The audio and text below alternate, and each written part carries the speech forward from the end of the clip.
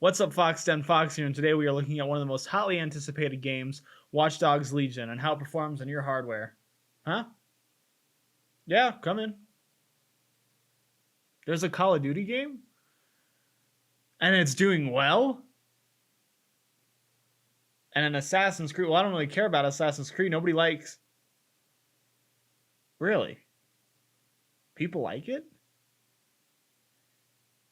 Well, I mean, at least Watch Dogs is good, right? 5.6 on Metacritic. Yeah, well, that's what you get. Sometimes you make the wrong moves. I'll have a Call of Duty and Assassin's Creed. Well, I already did the Assassin's Creed Valhalla, so I'll be doing a Call of Duty one later this week.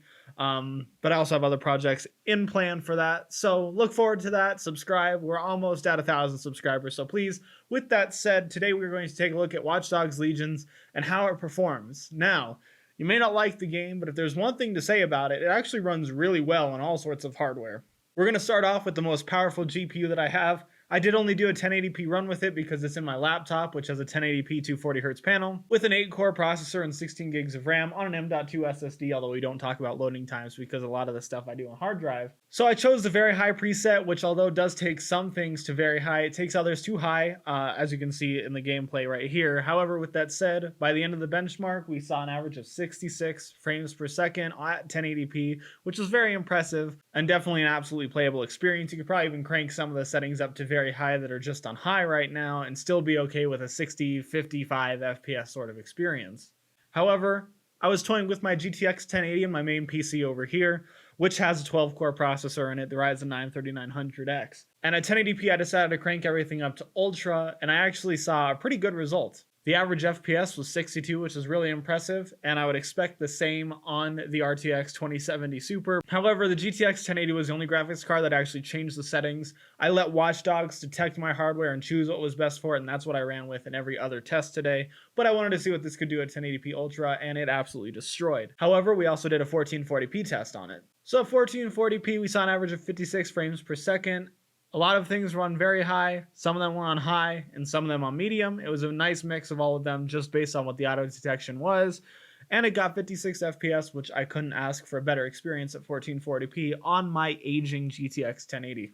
So then we're moving to the test bench, which if you don't know has an i5-10400 in it and 16 gigs of RAM. And the GTX 1060 was first on that test bench. At 1080p with almost everything on high except for one setting on medium, we saw a return of 50 FPS. I would consider this playable. I think that a lot of people would as well. As long as you're comfortable with 50 FPS, you could turn things down to medium for a closer to 60 experience, but high gave a good return on visuals as well as performance. With that said, the one thing that I really don't like about Watch Dogs Legion, in terms of the immersion factor, is anti-aliasing in this game. It's the same thing with Call of Duty pretty much, except even Call of Duty I think does it a little better, surprisingly. But there are only 3 anti-aliasing options, and you cannot go with anything more than I think it's TAA. Let me anti-alias however much I want. I don't care if it kills my GTX 1080. I don't want no jagged lines when I'm playing in 1440p. So I will turn the anti-aliasing up. I don't even want to hear it. I don't even want to hear it. But overall, the GTX 1060 ran really well on the benchmark.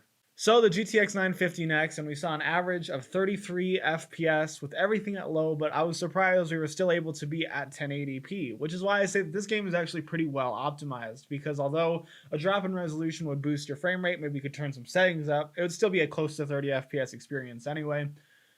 But I was just impressed to see that a 950 was still able to run this game at full-on 1080p, where a lot of games these days really struggle on a 950. Assassin's Creed Valhalla couldn't run at 1080p on a 950. So I was actually pretty impressed by that. And then came the 750 Ti. Because this has DirectX 11 support, I could still use this card, although it seems that games are slowly fading away DX11. We exceeded the VRAM limit at 1080p with everything on the lowest settings possible, and it only returned us 18 frames per second. So I did what you probably should do if you have a 750 Ti. I just turned it as low as it would possibly go in terms of resolution. And in doing so, we just got playable frame rates. 31 FPS. That is like teetering on the edge. So I was actually really impressed by that too. Again, you're talking 768p, which is not fantastic, but at the same time, it's better than nothing, especially for being such an aged graphics card at this point. It's very impressive to see that it can still do really well. So Watch Dogs actually does run on a vast array of hardware. I almost bought it on Xbox, I'm not going to lie to you, but it was $40 on PC, $40 on Xbox, and the 4K option, I don't think the Xbox One X has a performance mode in it, unfortunately, unlike the new Xbox and PS5 do, which I have no intention of getting, by the way. If you have any sort of graphics card ranging from a 980 Ti, I know a lot of people have GTX 1060s, you're going to be perfectly fine. You're going to have a great time playing at 1080p still. And I hope you enjoyed the video. If you did, like, subscribe, do what you usually do. And as always, buy yourself something nice. They're not going to be the same amount of performance as the 30 list compared to the 20 series. But the 30 series to the 40 series, even if that's just the jump like the 2080 was, chances are 6-core CPUs are going to be relegated to the 4060 instead of being able to run with the 3070 like it is now. I think you'll see 8-core processors match perfectly